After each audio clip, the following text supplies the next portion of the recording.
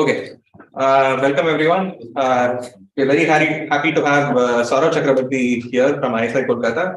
Sourav works on a variety of problems in Boolean function analysis, and I remember like earlier papers of his that I used to read on string isomorphism problems and so on. And today, in fact, he's going to tell us about estimating the size of union of elements in data streams and stuff. Yeah, thanks, Woodruff. It's always good to be back, and thanks that you could organize this talk in such a short notice. I just wrote to them only 2 days ago, literally. So there are 2 ways I can start this talk. One is to start with a story in which how I got to this problem. Maybe I will start with that, but maybe because this audience is very theoretical, I could have just directly jumped into that problem. So this started when some people working in Belgium on hardware verification, they kind of approached one of my colleagues, my co-author actually, Klee, about this problem. So they have this quantity. So say, for example, they have a hardware in which there are n different components. They can be on or off, right? And they want to test whether the hardware is running with all possible settings of that n switches. So altogether there are 2 to the power n different possibilities. So, but that's a lot of amount of trials that they have to do. So nobody in the industry supposedly does that. So instead, they want to do is something called they have to ensure that any k set of options have been tested. What do I mean by that? So if the switches are say S1 to Sn, so they are say 0, 1 kind of stuff like that. So I can think of any particular attempt of any particular run is nothing but a string. I can think of it as a string of size 0, 1 to the n. And I have a particular k, so k equals to a very small number, 4. So look at all possible set of 4 features. So there are of course n choose 4 of them, n choose k of them. And each of the, once you choose a set, there are 2 to the power k different ways of setting it. Those features, right? So 2 to the power k. So they want to do is that they have to check that all possible combinations of this of k possibilities have been covered. So they want to do a few set of runs and ensure that if they can do it, they say that I have a k coverage problem. Has that been achieved? Covered? Huh? What does it mean to be covered? Covered meaning they have tested out all those possibilities. There is some setting in which that yes, some setting. I mean, take any set, any k of them, take any setting of them. There will be one big configuration on which it has been tested, but this has been set accordingly. Do you care what the others are? No. If you start caring out the other, then you go to the power, right? But these k switches are not on. No, you can make them on off everything. So this is all of them are ones. No, not necessarily. So say I want to say S1 to Sk. This k of them, there are 2 to the power k possibility way of fixing them, right? So choose any one that you want. For instance, if k was 1, the all zeros and the all ones will satisfy. Right. Just 1, 2. There should be one option which is turned on, one option which is turned off. Therefore, you can do it with just 2. With 2 things. Okay. But for k equals to even something like 4 or 5 things are non-trivial. Okay. Right? Because I mean, so any one run of the architecture is basically on a particular setting, right? Like this. Okay, is this clear or not clear? So if you have this k thing and say you say that okay, I want to test out this k stuff.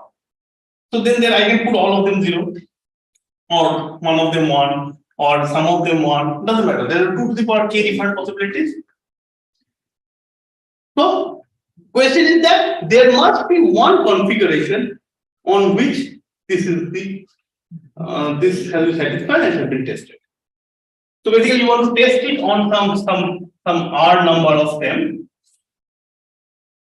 such that for all S subset of N, the size of S equals to K.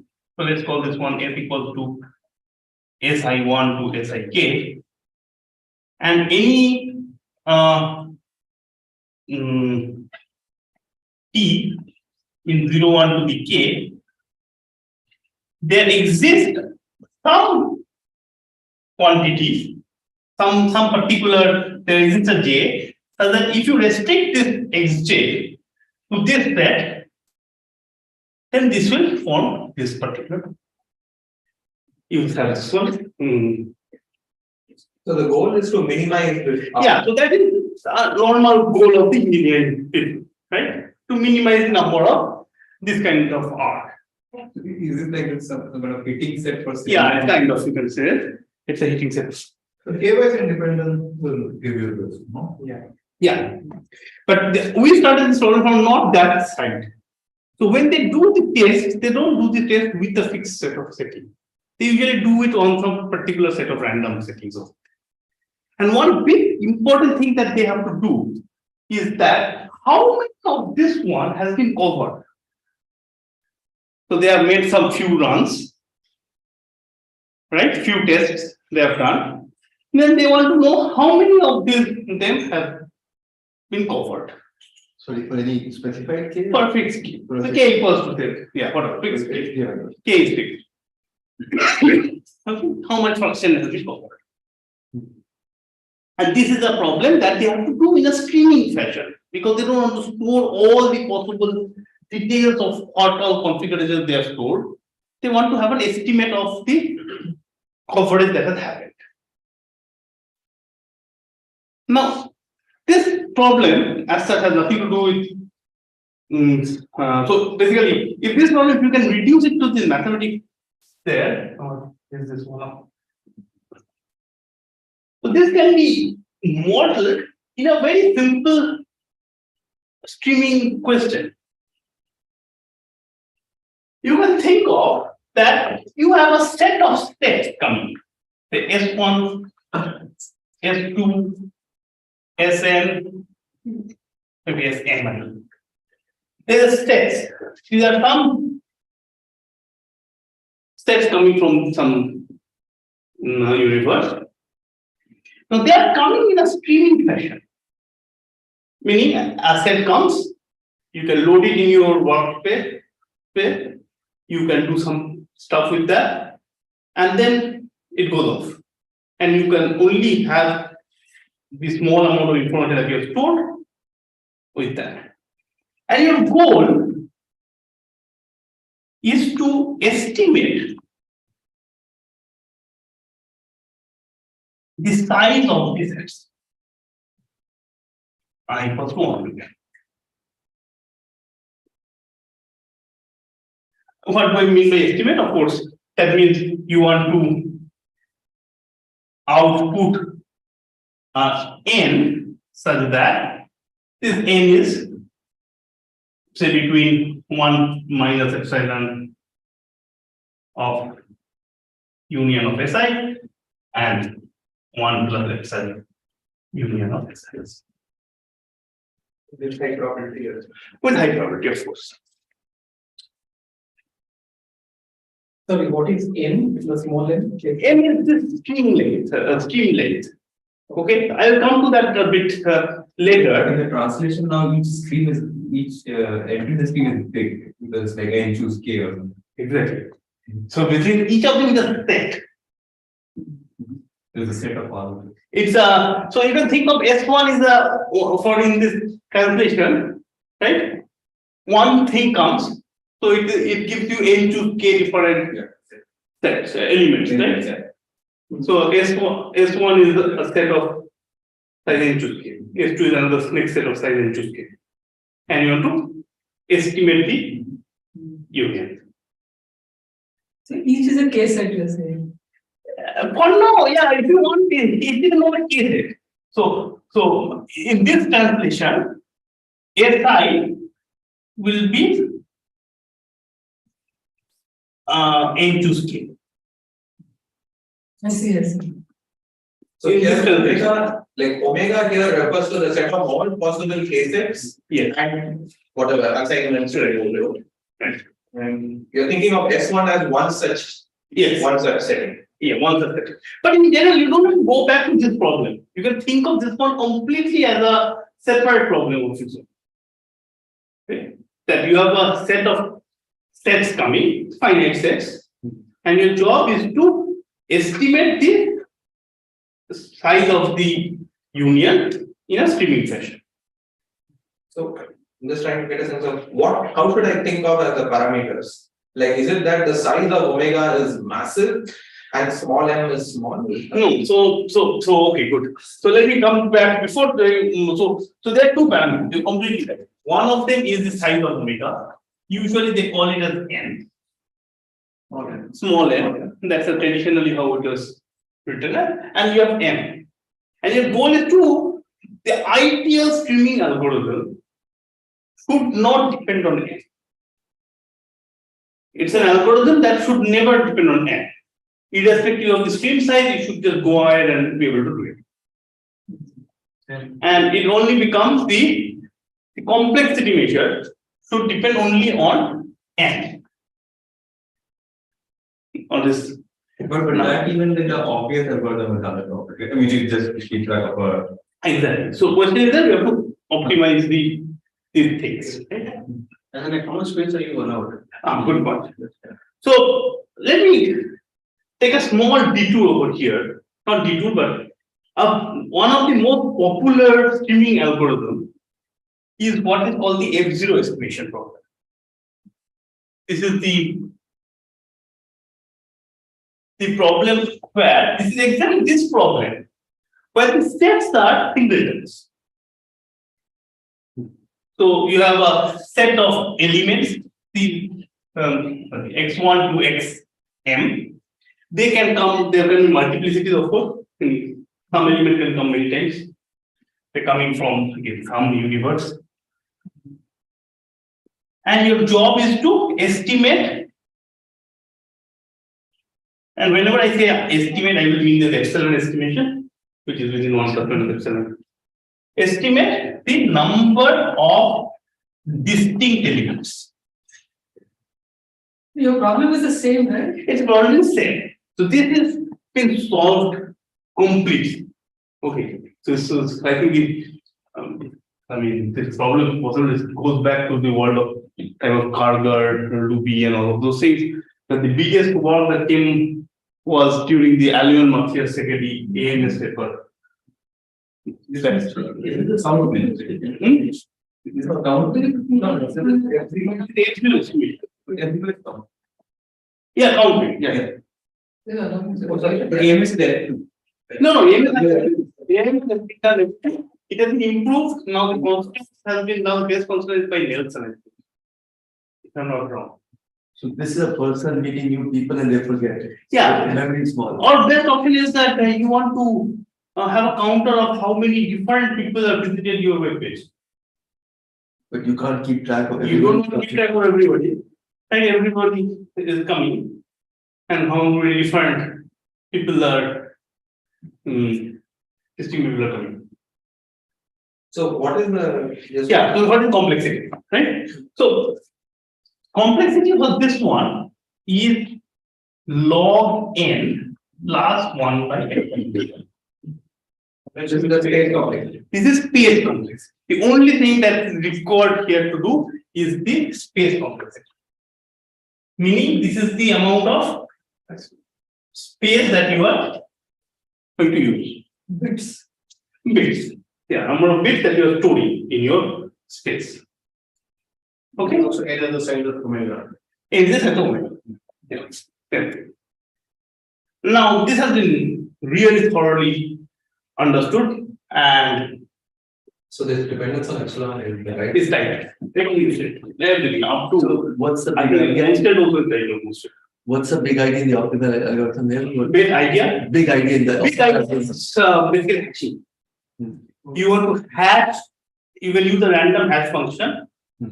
And so basically you take a hash function from the set of all omega to say natural numbers where probability, so for all element x,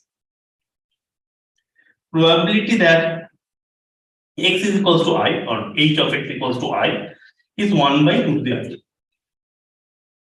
To take such a hash function. And the idea is that if I encountered say R of them, then you can prove that with very high probability, the maximum value of h of the element that I've seen will be log R. Where is this probability being used? What is the probability being used? The choice of hash. It was the hash function. Yeah, you took a random hash function which will hash to the same. Yeah, once you do that's one, the algorithm is actually very, very beautiful. Is that you have seen a number of points. Okay, two important things. The same element will always produce the same hash, right? And so yeah, so all you do, huh? You pick multiple hashes and then they. You can do that, yeah, but you can yeah, right. You have to different hash, or yeah, however you want to get this one. The probability is 1 by 2 to the power I. So this I. So it's like it's from the whole natural number, right? So for every x you just pick up. And so once you what you do is that you have set elements you have got, you compute the hash functions and you keep a counter of what is the largest h of x I have seen till now. The largest h of x. So keep or rather store the largest value of h of x in this field. Okay. And if this number is actually say R, whatever, so let this one be R, the final output is just 1 by 2 to the power R. And that's it. And see, I mean, it's not, its proof is actually not hard. It's just you can show that. What do you mean 1 by 2 power R? You want to output a no? Sorry, it is 2 power R. 2 power R. Yeah. Where is epsilon? The epsilon is there somewhere. Yeah, so we will see that the epsilon. For this maybe epsilon is 2 or Yeah. For 2 or something. 1. Yeah, for most kind of epsilon. Okay, so this one was very well understood and all of those things are fine. And it's easy to generate such a hash function and those. Yeah, so if they generate, you don't have to use full independence, you just need pair with independence and all of those things. So if the hash function can be generated. So again, the actual proof of it is quite non-trivial if you want to open up the whole thing. I mean, it's not almost not an undergrad level. So if I think you need the multiplicative, then you can use the usual hash function. Yes. Additive thing that you need. Yes. So there is 1 over epsilon square plus log n. If you're happy with 1. No, I think no, you have to also store the hash function, right? Yeah. How to store the hash? Yeah, storing is fine, but then you don't need this fancy hash function. You just like uniform ones, I think also work. But you get log n over epsilon square, log n plus 1 over epsilon square. Because the usual like, You would pair with hash function at least, right? the probabilities are uniform. Okay. No, that's true. Probably uniform, but then again, That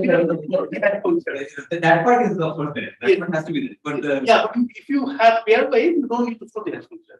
We reconstruct. that part is always there. But the hash function is simpler. Yeah, that's true. Okay, good. This is what you do in. No, this is what I give as Yeah, it's the 1 epsilon square. okay. Actually, yeah, what I will be presenting today is a much simpler version of this book, not using hash function, and which can be generalized to this one. Now, what do I mean by generalization? So here, if we come back to this problem, there's what is there to prove here? Nothing is there to prove. You have this set, right? And set comes. I can take this set, open up this set, and keep on feeding to my this algorithm, this stream, and I get the union. The issue is that in that case, I will be dealing with a particular set for that many number of times as the size of the set. So how can we use this one to estimate the size? So here I should be thinking of each SI as One thing, right? one element, right? SI is not one element, it's a set. No, in the F0 thing, yes. So F0 thing is a special case when each SI is single. Yes. F0 thing is a special case when SIs are a singleton. But if these are not singleton, the general sets, right? I see. Okay. Then one thing is that you can just open up the set. And How are SI given to you? good point, right? So SIs are not given to me in that way. Like for example, here SIs are given as a very small, succinct way, right? So because right now I don't even see in the general, the only way I know is SI is given as an Yeah. string. And So- then the problem is given. So let me give you a very specific problem of this one. When the SI are considered to be axis parallel rectangles.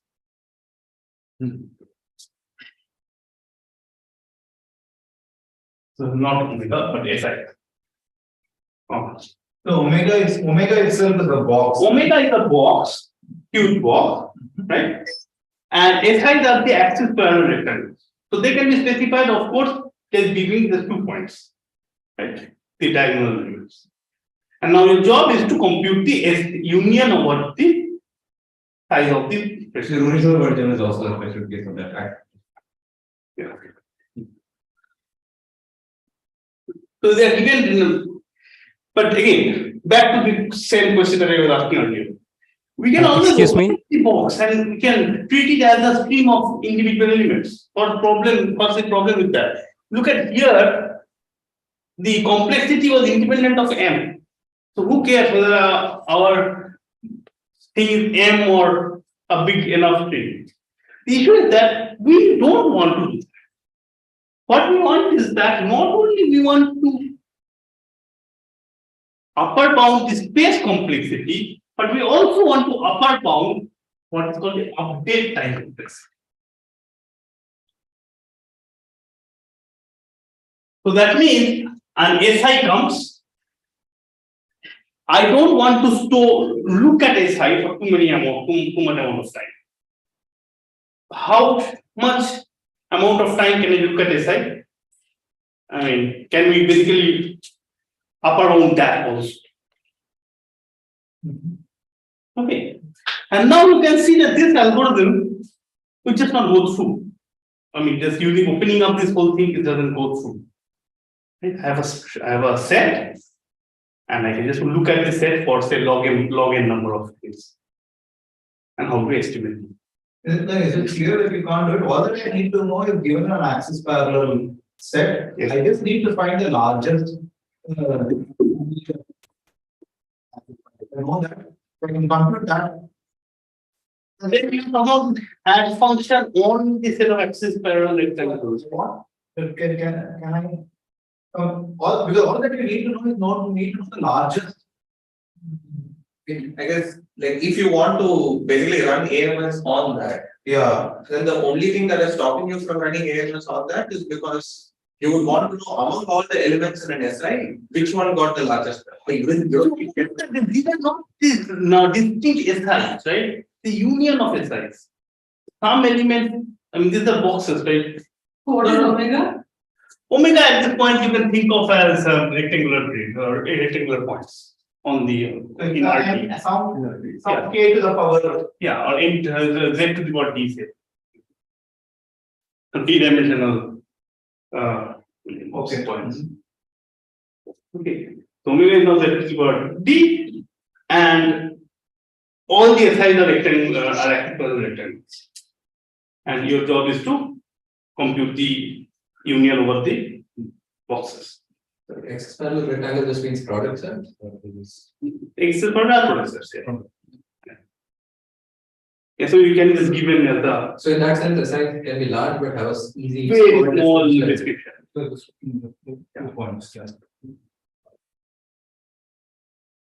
No, once again, so my sort of the thing which I said doesn't, it's not obvious that works. Is it clear? I mean, it will give you, it will give you how many distinct sets are there, but why will it give you the union? No, that because if they were interpreted as individual points, If they are in suppose you had opened up each SI and just thought of that as each rectangle as individual points. What the AMS algorithm would have done is it would have kept track of a few hash functions and figured out what is the largest. correct. So if you can figure out the largest, Then you will be done. How will you do that? Let's say d equal to 1. Yeah, how will you do that? And how will you? But d was 1. This is correct. Exactly. No, but coming back to this one, exactly. I mean, given a set, how do I compute the size of the largest hash among the elements in that set? Not the size of the, I just want to compute the largest hash. Largest hash among these elements. How do I do that? Without looking at the individual elements or at least some amount of massive scale sampling. So is this problem clear? So this problem, I mean, we did not realize this one then, but this problem is called the Klee measure problem.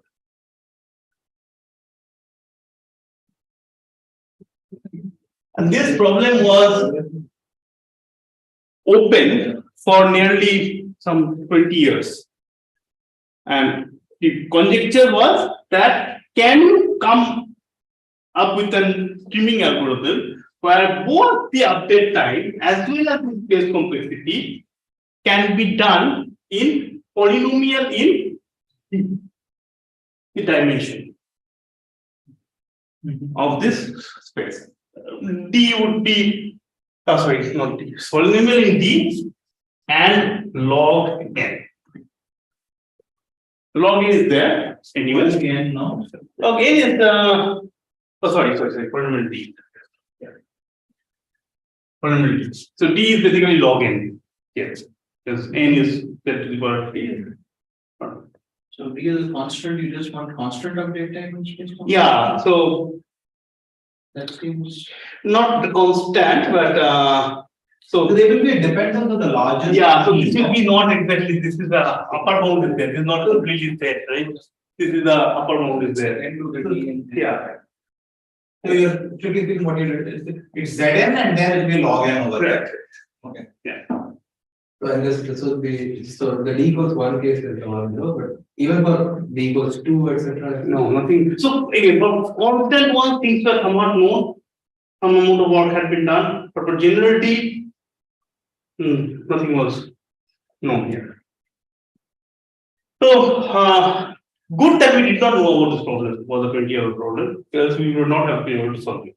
The algorithm that we found out finally is actually very good. It's very, very good. But so let's quickly stop here. So the problem is clear, correct? It's a stream of sets coming. You can think of axis parallel rectangles. And your job is to, as a set comes, you want to store that set for a very short amount of time. And you want to store a very small amount of information also, altogether. And at the end, your job is to compute the size of the union. Okay.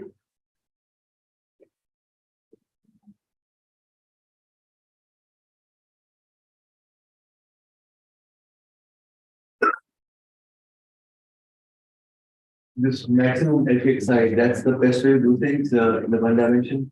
Yeah. So there are two different ways of proving this algorithm in streaming world. One of them is using the hash functions. And the other one is using sampling. So samplings are usually not as good as hash functions. Sampling meaning I want basically just store a random state of the whole string kind of stuff like that. And But hash functions issue is that hash function you have to apply the hash function on the individual elements, which is where we get stuck because I don't have access to the individual elements. I don't want to look at all the individual elements in each set. Right? So we decided to. Sorry, I'll just say, Yeah. when you could have done something, you assign some hash function to every element that comes in. Yeah. You got these numbers, you could have added them, done all kind of. We can do a lot of things. Maximum doesn't be the best thing to do. No, there are more than one different algorithms for this Kolkata. Yeah. But we know that this is also tight. No? These are also right. These are also right. Let's forget about this exact thing. Log n by epsilon square. There are much more algorithms, I think. Yeah. But I mean, you understand that even in the case of z equals to not 1, I mean, forget tightness. We were like, we did not have anything related to log n or polylog n. No. So the first algorithm that we came in mind is that, see, we have to estimate the volume of sets, right? So say the sets have come. So one thing is that if I can pick every element in the union with probability p, then I have a good estimate. The first hopeful thing is that pick every element in union of SI with probability some p. What this p is? Okay, we'll come to that. And every element, no, and you want to Pick element not to the union with, or only you pick only In the union. Only We could pick every element independently. Okay, every element independently. I will swap independently, throw independently in various places. There's also this problem of counting DNS solutions, which looks very similar. It's DMN counted. Yeah, I know you're visual developers. You're completely right. Yeah, in fact, we have managed to use this one to get the best DMN counting algorithm also. Okay. Yeah. Now, okay. Two issues. What is the P with which I can pick? Three issues. Number second, how can we pick every element with probability P? And third happens, what happens if I pick? Now, what happens if I pick is easy to understand. That if somehow magically I could have generated this step, then the good thing is that if at the end of the day, if I had say 100 different samples picked, then my estimate would be 100 by 3. That's basically how I would like to think about it.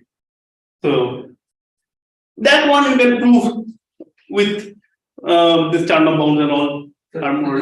So we want to come up with some sampling procedure that has the property that this sampling procedure ends up picking up independent elements from the union, each with property P. Okay. So now once we have such a sampling procedure, here is an option. We could just try to sample using the sampling procedure, let's say 100 times. No, not 100 times. We sample every element independently with probability P. It's slightly different thing. I'm not choosing 100 samples.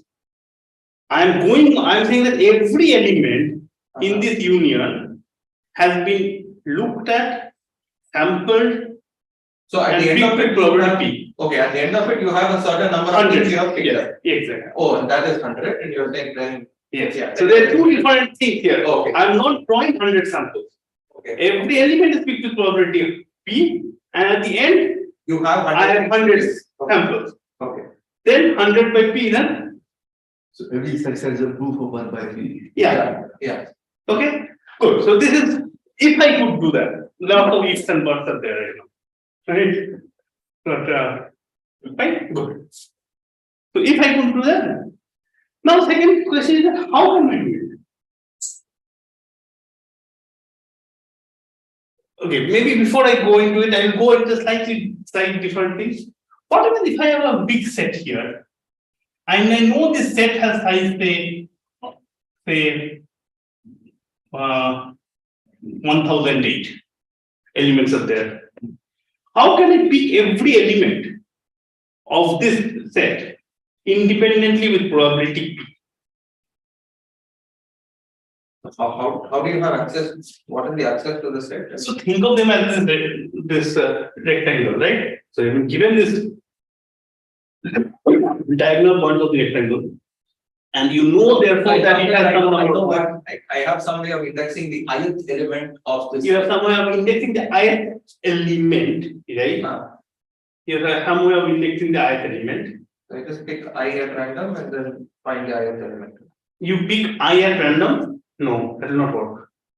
Again, I want to pick every element with probability P. Yeah, there's only one box now. This is different. This is one box for now, let's say. This is different from picking one random element. So I can pick one person among you at random. There is one way of doing it. Or I could go and do feature has to output a set. a set. Oh, it has to output a set. A Oh, set In which every element in this thing occurs the probability. oh, I see. Sorry, I see. So every element in this side in the set has to be looked at, picked with probability P. So that set should have size 1008 times P. Yeah, so one of it is that I go over 1008 element one by one and pick. Yeah. But that's exactly I don't want to do, right? I don't want to go into over all the elements. So how can I achieve this? This is a very simple trick there. Let's be the binary encoding. Binary encoding, yeah, you're kind of correct here. So this is how we will do. So this is what I want to do, right? Every element in this set S, I want to pick with probability P. This is same as, so this will produce me a set, right? Or the distribution of the sets. Correct? How can we do this? This can be done by the following way. Pick a K according to the binomial distribution. And just to make this one, let's call this one N. N is not a good idea. They are. It's almost, I'm finding it tough, right? Dr. Sharp or something, which is the binomial things of R, comma P. And P. Sorry, one second. I feel like I still don't understand. The point is that so it's the probability of given set. No, you're trying to build a random thing. You're trying to build a random set and the probability. So you're trying to build some random variable which takes values over sets. Yes, and the probability of the given set of size K is n cubed K times p to the K 1 minus p to the power n minus. That's Yes. So and also RJ P is the probability. So I'm this high set of Oh, it's so okay. okay, so size of S, comma P. That's it. From the P means binomial N choose K, right? So this one. Yeah. Or binomial NP, whatever, however you follow the notation. Yeah. NP. Okay. So binomial NP, I think that's right. Draw from this distribution and then pick K random elements from S. So the good way of thinking of it is that, say if P is something like 1 by size of S. So ideally I should pick one element or maybe none. But I could have gone and picked every element and split a coin, picked every element of S, flipped a coin, and if it was falling biased coin and it was falling head with probability 1 by S, I was picking it, and I was not picking it, doing it, right? I could have done that. And that would give me this thing, every element of S would have been picked with probability S. But problem is that then I would have to go over all the elements in S. Instead, if you do this small cheap trick of first pick from the binomial distribution the number of elements that you are expected to pick, This is with that. and then just pick them up randomly. So the difference between This picking every element with probability. So note that here I really wanted to pick every element with probability P, not picking some set of random P's. No, that's what I was saying, that you need a set of this size, and then each element has to have Right. essentially likely. It wasn't saying that each element. Right. Good. So the P's we are looking at are not like constant, but maybe very small. it will go down very small at some point. Okay. Okay, it has to go down, else I will be stuck with a lot of samples. Right. Good. So this will just say that, okay, how can I pick from one set? How can I pick from union? This actually stuck us for science sometimes. The solution is so in the face that it felt like we were like stupid. You assume to the DNF sampling, you try to bias based on the size of the set. That's what we thought. You don't have to do that. You can do much simpler. But that works. No, that doesn't work. Because then you have to go into the calculations of But the volumes are easy to calculate because there are. with the intersections. Volumes are easy to calculate. But then you do the same relation sampling. So the point there is that relation sampling then works, right? So maybe I'm so the usual the DNF sampling, the way it works is that you first bias the original initial sample by the size of the sets. Correct. And so then you pick the set by that, and then in the set you can pick uniformly easily because. Right, but in that case, we don't have this text to start with. It's a stream. Oh, that is the just of you. It's a stream, so we don't know what are the size of the sets that are coming. So you don't have the full story. So you do it. You do it online cycle. So somehow say I have managed to pick every element of here. Okay, say maybe the stars are the ones that I have ended up picking. Every element has been looked at, somehow judged, and picked with probability. Now another set is coming. I can of course go and pick every element of this set with probability P also. But problem is that then some elements in the intersection will get added advantage of getting picked. And how do you not do that? Think of them as these rectangles, right?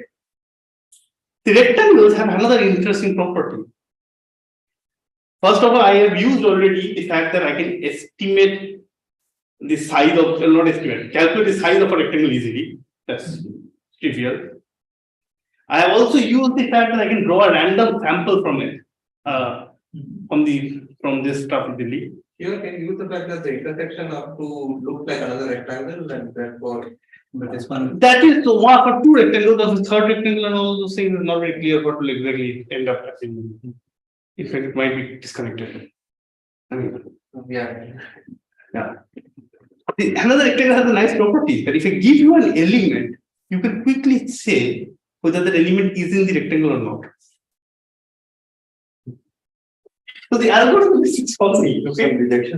It's not rejection sampling, it's almost like throwing away some of the samples. Yeah. So I picked every element here, say with probability P, a new set comes.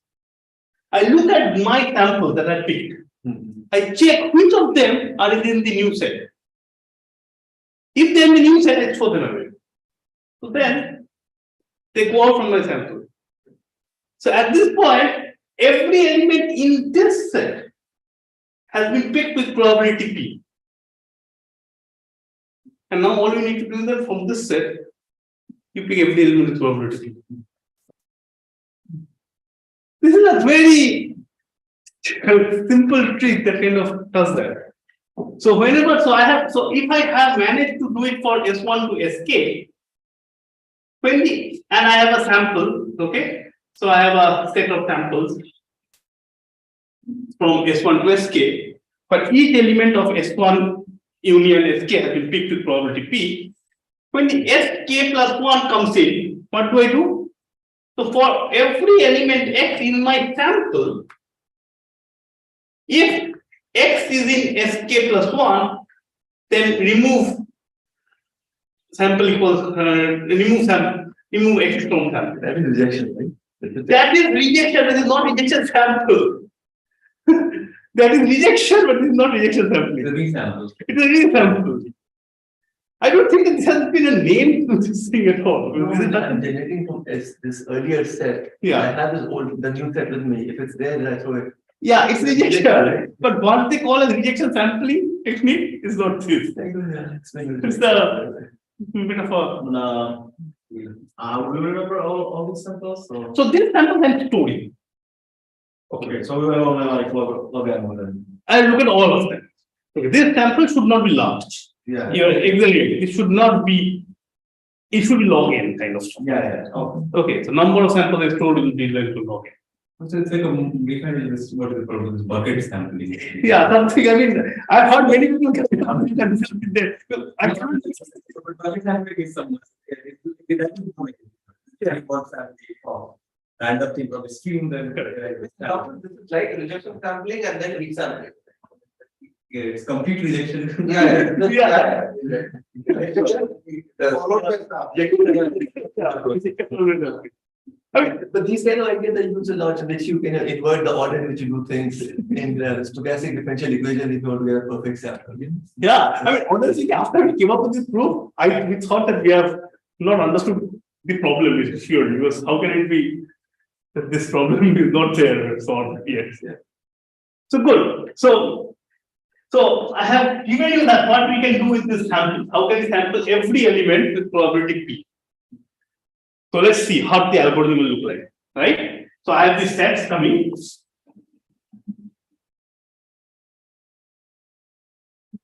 So I have this sets S1 to Sn coming.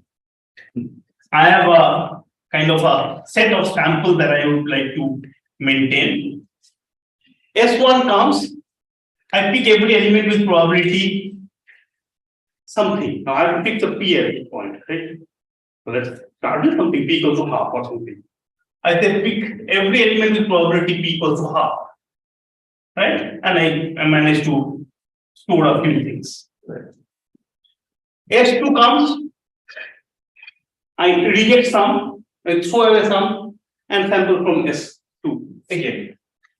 And I will do this whole thing like this. Can't you change the order when you sample from S2? If they happen to be in S1, then you throw them. That will become hard. Then we cannot do that because S1 has gone already. Oh, I see. So S1 is in the stream. So it's like I cannot have any access to S1. And it's a much more complicated object. Yeah. Yeah, exactly. But now the issue is that what happens after S5? So after S5, basically what happens? Every element between S1 union S2 union S3 union S4 union S5 every element has been picked with probability some P equals to half. Right? But now my storage space has got over. What do I do? I just dynamically decrease P. Make P equals to 1/4. This is honest about rejection. Yeah. And then you basically throw away every element in the sample space with probability half. And you have so every element with probability half, you put it with probability half, you don't put it. And you hope that it will kind of shrink and continue. And at some point of time, so at no point of time I'm crossing this threshold. P is slowly going down. And at some point of time it will stop. And after M. And any concentration that you apply only once at the last step. Right? Hold on, there's a streak here. It's not exactly done. So it's not correct. Okay. But that is true. That you have the right sample. Just give me one second. This is so ideally I would like to say at the end I have a P with which every element has been picked. And I have this many number of samples. So not this many, at most this many number of samples. I count the number of samples I have actually. That divided by P is my estimate. Right? So that is my algorithm. No, but your P, right now the way it is defined, the P is conditionally changing. First of all, there is a fact of the independence and all of those things are there. Okay. Even if you forget that, that can be done, taken care of. There's one more issue. Because P is continuously changing. So one important thing that I did not tell you guys is that when I told that if every element is fixed with probability P, they look at the number of elements that I have at the end, right? Which is say R or something, and R by P is a good estimate. This is only true if P is bigger than the actual output size. Is bigger than 1 by the size of S size. If P becomes very small, then I am lost. Because if P becomes very low, close to 0, then I'm not picking any element. Then I'll be always outputting 0. Right? So we need at least non-zero elements in my sample, basically. So P has to be something of this order, if it's actually more than this. So, but P at this point, as I explained, constantly decreases. So, how to fix it? So, there are two ways of fixing it. Number one, this algorithm that I explained to you works if you take this size, number of samples that you need, is not just log n, but log n times log n. Then what is n? N is Omega, N but D, think of D. If you want to think of it, D times log n. M is the stream size. Not the ideal most thing, but it's still something. So at that time, we got a very weird realization. I mean, so Piyush clearly works in this area. No, I don't. So in the streaming world, Obvious. they use a weird trick.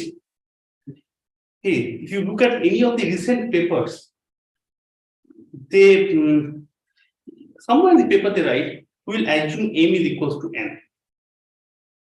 They write the whole paper like that. So all the recent algorithms that are there, streaming algorithms, are not pure streaming algorithms because they depend on the stream size. It's a very weird, cheap trick that is being played nowadays in this community.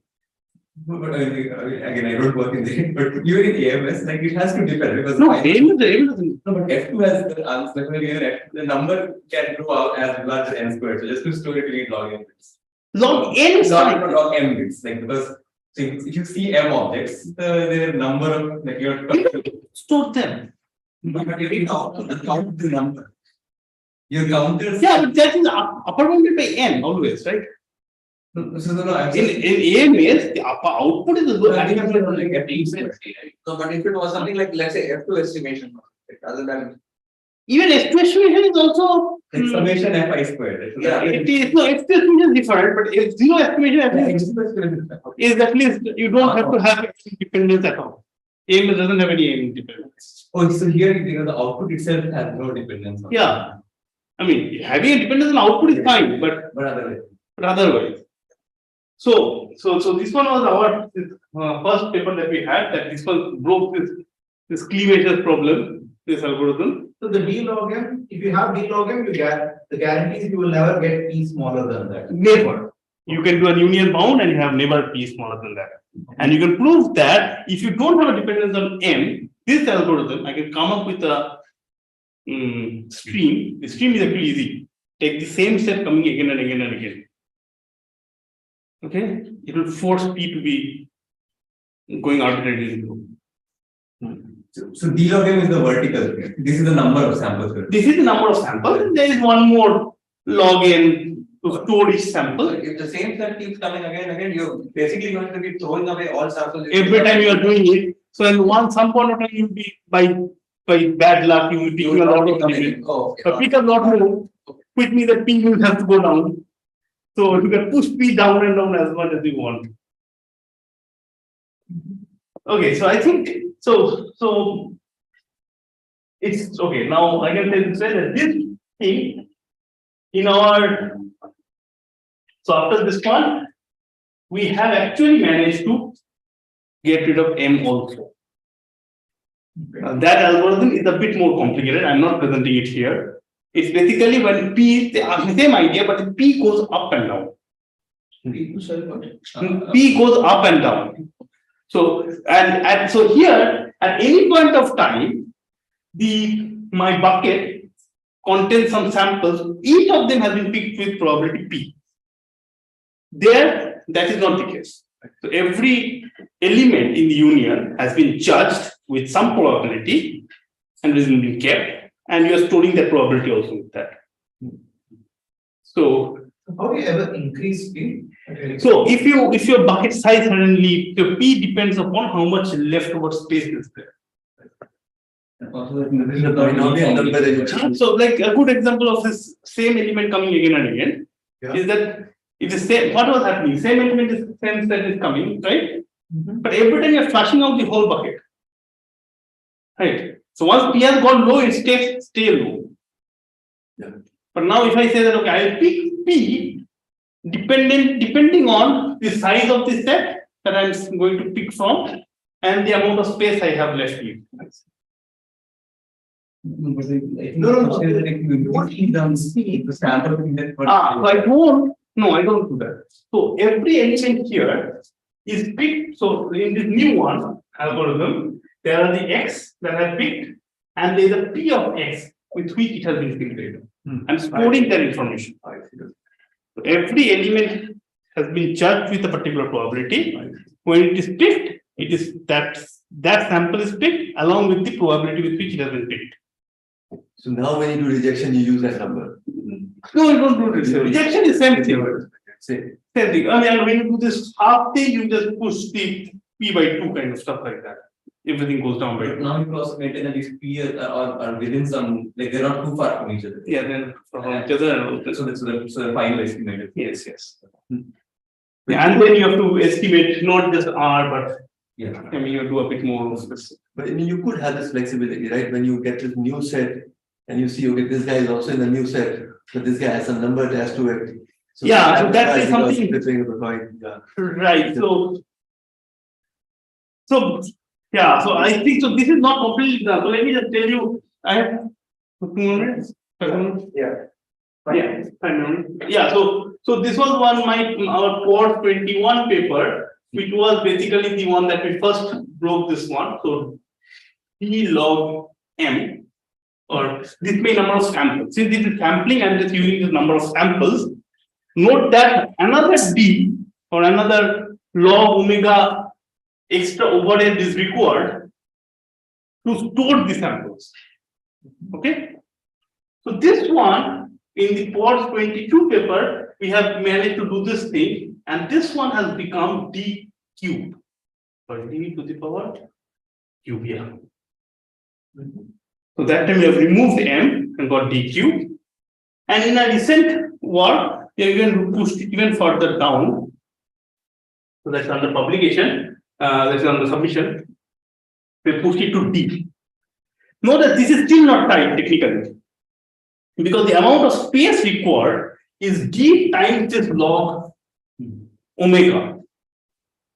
Whereas the AMS result that was there of the singleton stuff is just log omega. So, so there is still some. So we were. So also we have managed to do one more statement, which is that if you assume P equals to NP, actually we need something more than that. But I'll let you not go into the complexity stuff there. It's like DT is polylene is equals to Nt is polylene kind of stuff like that. If this is the case, then you can do it with just log omega. So that algorithm is actually a hashing based algorithm. Where is nothing here? Where is? Because the hash thing you can check. You can kind of something that's what you kind of told in the beginning. And that's just taking off this.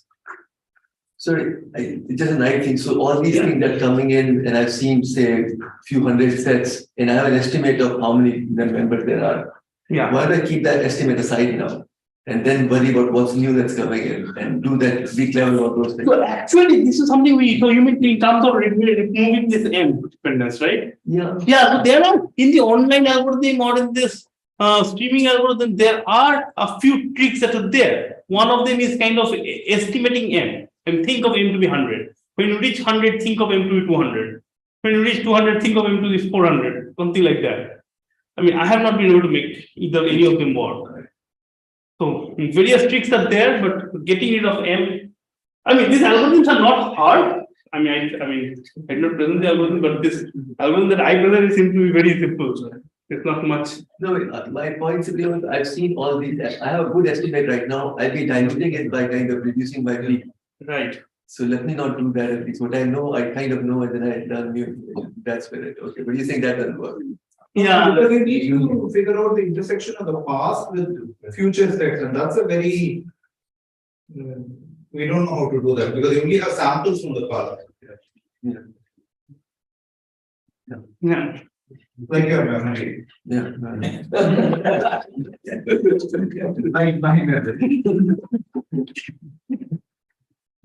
Thank you. If I remember you.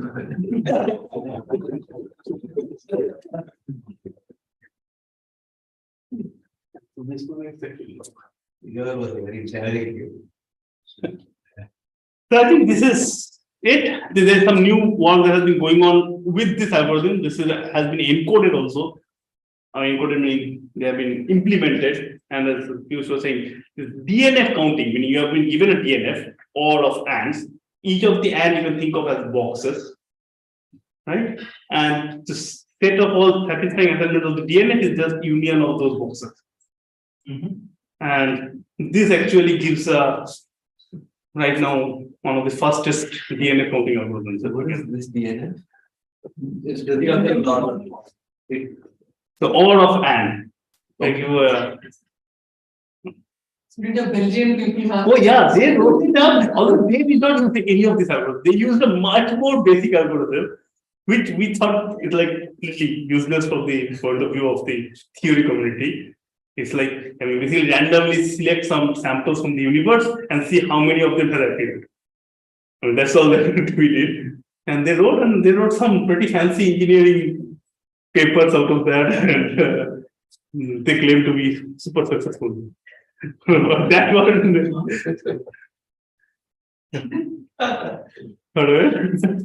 This is going on YouTube.